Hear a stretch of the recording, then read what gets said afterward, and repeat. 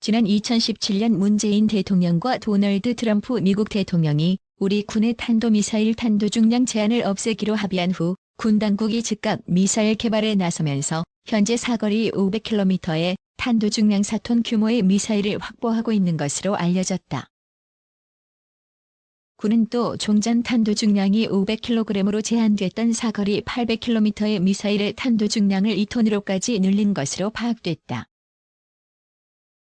17일 정부와 군 소식통 등에 따르면 지난 2017년 9월 북한의 6차 핵실험을 한 뒤 한미 정상이 우리 군의 미사일 탄도 중량을 완전히 없애는 미사실 지침 개정에 합의한 후 즉각 미사일 개발이 시작됐다. 관계자들에 따르면 당시 미사일 지침이 개정될 때 군은 이미 미사일 탄도 중량을 늘리는 기술은 확보한 상태였다. 군 소식통은 한미 미사일 지침 때문에 만들지 못했을 뿐 탄도 중량을 늘리는 기술 자체는 크게 어렵지 않은 것으로 알고 있다며 사거리 500km의 탄도 중량 4톤, 사거리 800km의 탄도 중량 2톤짜리 미사일을 이미 확보한 것으로 안다고 말했다. 이 같은 미사일이 얼마나 양산돼 전략화됐는지는 확인되지 않는다. 2017년 개정 전까지 한미 미사일 지침은 탄도미사일의 최대 사거리를 800km로 제한하고 사거리가 길어질수록 탄도 중량을 줄이는 이른바 트레이드 오프 원칙을 따르도록 했다. 이에 따라 사거리 300km의 탄도미사일 탄도 중량은 2톤, 사거리 500km 미사일의 탄도 중량은 1톤, 사거리 800km 미사일의 탄도 중량은 500kg으로 제한됐다. 그러나 탄도 중량 제한이 해제되면서 사거리 500km 미사일의 탄도 중량이 1톤에서 4톤으로 사거리 800km 미사일은 500kg에서 2톤으로 각각 4배씩 탄도 중량과 위력이 늘어난 미사일을 확보한 것으로 보인다. 2017년 탄도 중량 제한이 완전히 없어지면서 육군은 강한 고위력 탄도미사일을 확보한다는 계획에 따라 북한의 미사일 발사 징후 시선제 타격할 수 있는 우리 군의 킬체인의 핵심 무기체계인 지대지 탄도미사일과 장사정포를 잡을 수 있는 전술지대지 미사일의 위력을 높이는 데 주력해온 것으로 알려졌다. 북한의 핵미사일과 지휘부를 직접 공격할 수 있는 대표적인 타격자산은 그동안 F-15K 전투기에 장착하는 독일제 미사일 타우러스가 꼽혀왔다. 그러나 타우러스의 경우 사거리 500km로 대전 상공에서도 평양의 핵심 시설을 3m의 오차 범위로 타격할 수 있다는 평가에도 불구하고 전투기 한 대에 1.4톤짜리 미사일 2개까지만 장착이 가능하다는 한계가 있었다.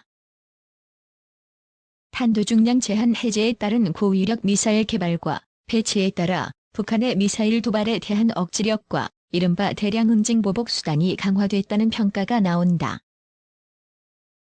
한편 국방과학연구소는 탄도 중량과 위력이 증가된 탄도미사일 개발을 지속 중이다.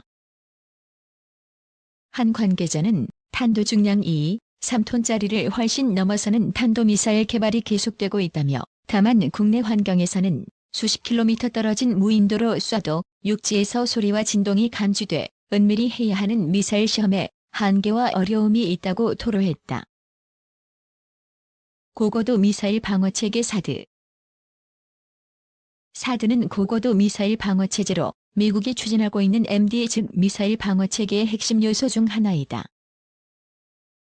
이러한 사드는 패트리어트보다 높은 고도에서 종말 단계의 중단거리 탄도미사일을 요격하며 군 병력과 장비, 인구 밀집 지역, 핵심 시설 등을 방어하는 데 사용된다.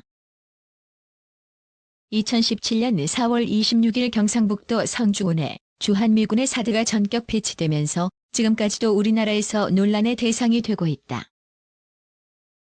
적이 탄도미사일을 요격하는 사드의 요격미사일은 대기권 내의 성층권과 전리층 사이에서 탄도미사일을 요격한다. 사드의 요격미사일은 마하 8 이상의 속도로 비행하는데 요격미사일에 내장된 킬비이클이라는 요격체가 탄도미사일을 파괴한다. 요격체는 패트리어트 팩3 미사일과 같이 탄도미사일의 직접 충돌에 파괴하는 히트킬 방식을 사용한다.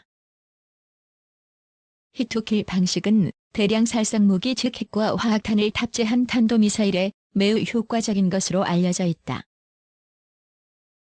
엄청난 운동에너지로 탄도미사일의 탄두의 충돌에 갈아버리기 때문에 파편으로 인한 피해, 핵이나 화학 오염물질에 의한 2차 피해를 대폭 줄일 수 있기 때문이다. 사드 요격 미사일의 최대 사거리는 200km에 달하며 최대 요격 고도는 150km로 알려져 있다. 사드는 기본적으로 8개의 요격 미사일을 탑재한 발사대 6기와 레이더 및 통제 장비 그리고 통신 장비 등으로 1개 포대가 구성된다. 여기에 발사 통제소와 전술 작전 통제소를 하나씩 더하면 발사대 3기를 추가할 수 있다. 이렇게 될 경우 사드는 최대 9개의 발사대를 운용할 수 있으며 72발의 요격 미사일을 갖게 된다. 사드의 눈이라고 할 수 있는 ANTPY-2 레이더는 A사 즉 능동위상 배열 레이더로 25,000여 개의 송수신기를 1개의 평면에 장착되어 있다. ANTPY-2 레이더는 2가지 방식으로 운용할 수 있다.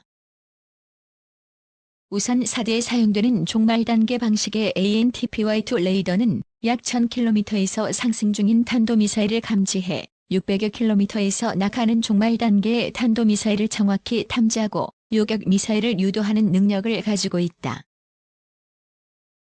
이 밖에 전진 배치 방식은 중거리 탄도미사일이나 대륙간 탄도미사일의 발사를 사전에 탐지하는 임무를 수행하는데 최대 탐지거리가 1800에서 2000km에 달하는 것으로 알려져 있다. 전진 배치 방식의 ANTPY-2 레이더는 FBXTL로 불리기도 하는데 이스라엘과 터키 그리고 일본에 배치되어 있다. 사드는 지난 2008년부터 미 육군에 전력화되었으며 7개 포대가 만들어졌다. 미국 외의 아랍에미리트가 사드를 구입해 운용 중이다.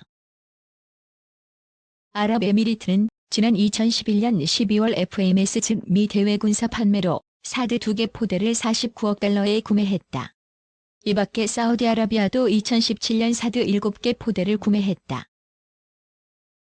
최근 미군이 사드의 원격 발사가 가능하도록 개량할 예정으로 알려지면서 국내에서 사드 논란이 재점화되고 있다.